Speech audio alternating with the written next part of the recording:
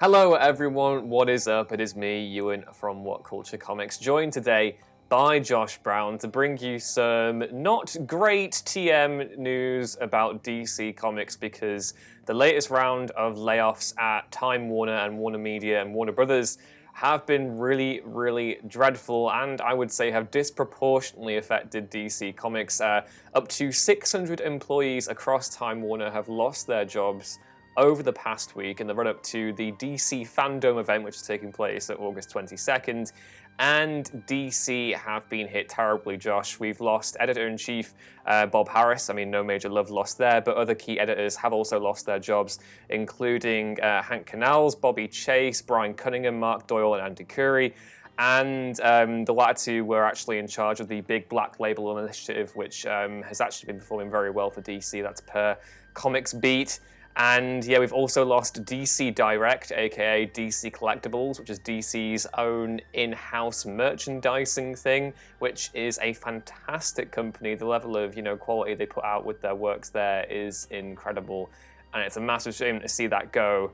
And yeah, what is your main takeaway from this so far?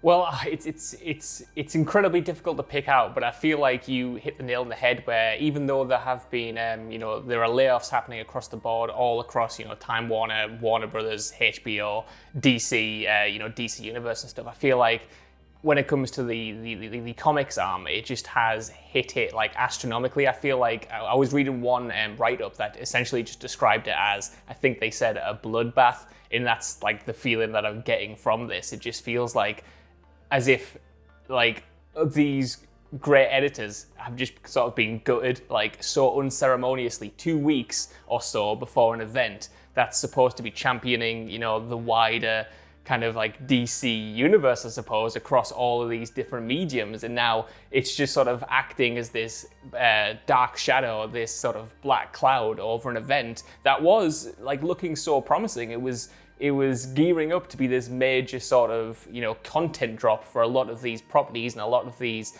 movies, games, comics that we were really looking forward to.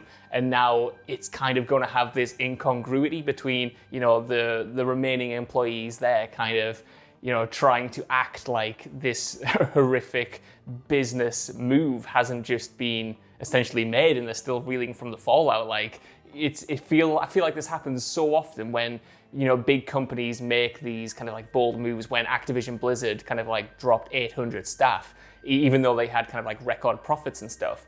And the public face of that always kind of has to bear the brunt of it, like the people who are affected on this ground level. And for me, it's it's a horrific thing regardless, but happening in such close proximity to this event that they're still going to get fans hyped for. It just kind of, I don't know, it's classic 2020 at this point, isn't it? Just that's the year summed up in a way.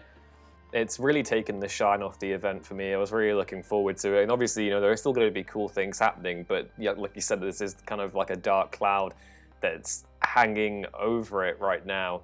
And the main thing for me with this news, and I think it kind of, when Warner Brothers was taken over, or Time Warner was absorbed by AT&T, there were all sorts of alarm bells that went off with my head there. Potentially more so than the Disney-Fox merger, because we're going to talk about, for different reasons, monopolizing IPs is really bad, but it's also quite worrisome when a company that has control of communication can then have the access to a thing that creates IP, and you have all the the ethical quandaries that come with that. But the more that I see the rumors or news about this happening, it just kind of exemplifies in my head that these big companies don't understand the value of comics, and whether it's taking steps away from DC Collectibles or completely gutting DC's editorial apparatus. To me, this completely typifies that they don't have a clue what they're talking about in terms of what DC brings to the table. If you are a movie studio or a big company in 2020, and the hottest commodity in cinema, in not just cinema, in games across a wide variety, TV mediums or whatever, superheroes and comic books are the hottest commodity. And it makes much more sense for you to have your own in-house brand that can generate that IP that you can then use, going forward. And you see companies like Netflix who have, made a big deal with Mark Miller to have their own, publishing house, to basically capitalize on that IP.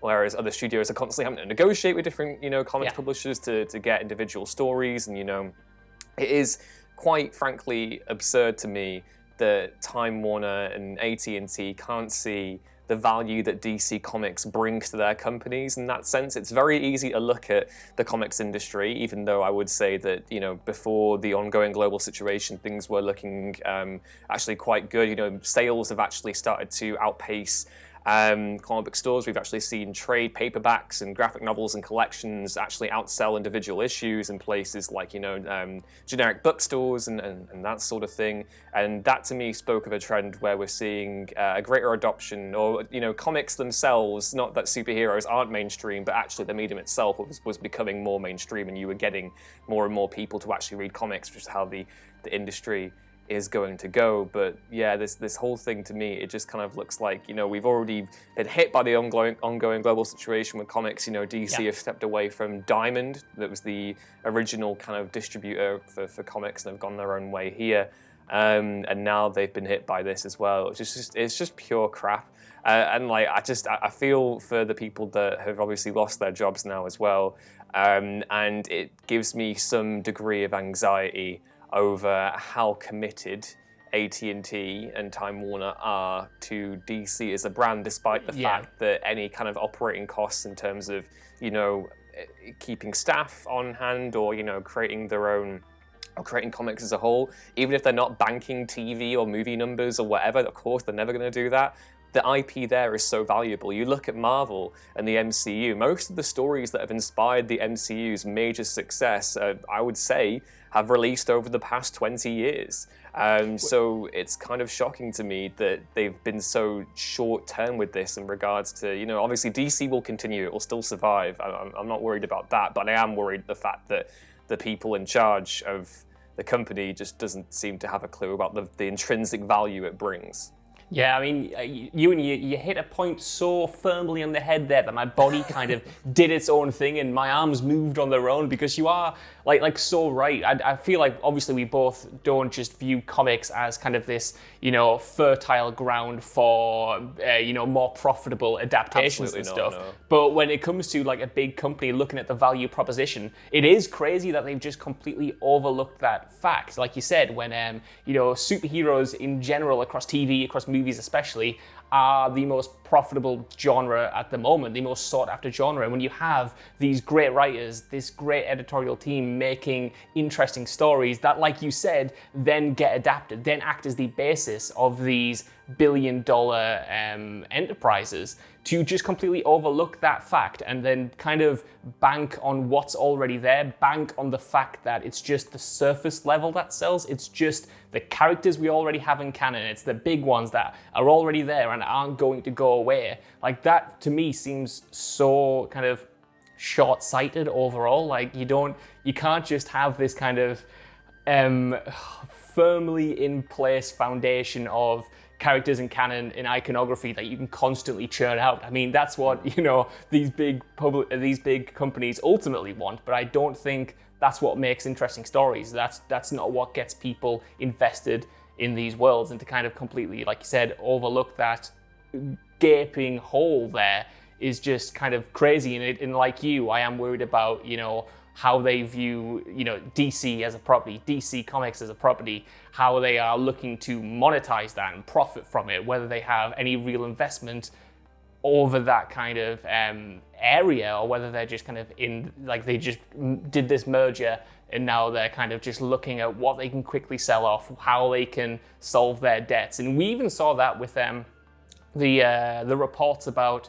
AT&T and Time Warner, looking to sell WB Games, which was kind of a shocker, and that doesn't seem to be going ahead anymore. But that's not necessarily good news, because from the reports I was reading anyway, that's also going to lead to some major structural changes, because they still are identifying these places where they think they need to save money, and will probably save money in the short term, but how that's going to have this kind of knock-on effect, and how that's going to restructure how we view kind of these operating arms of this giant conglomerate is kind of, I don't think anyone knows currently, because these are major, major hits, you know, from a macro kind of business perspective, right down to the personal cost and the individual cost that is just kind of harrowing to think about, especially with everything that's going on.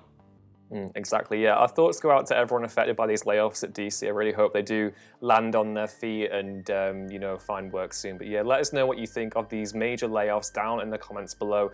Do you think Time Warner and AT&T know what the hell they're doing with DC Comics? I'd be really interested to hear your thoughts as well. Once you've done that, please be sure to like, share, and subscribe, and head back on over to whatculture.com/comics for more news about the DC fandom. Woo!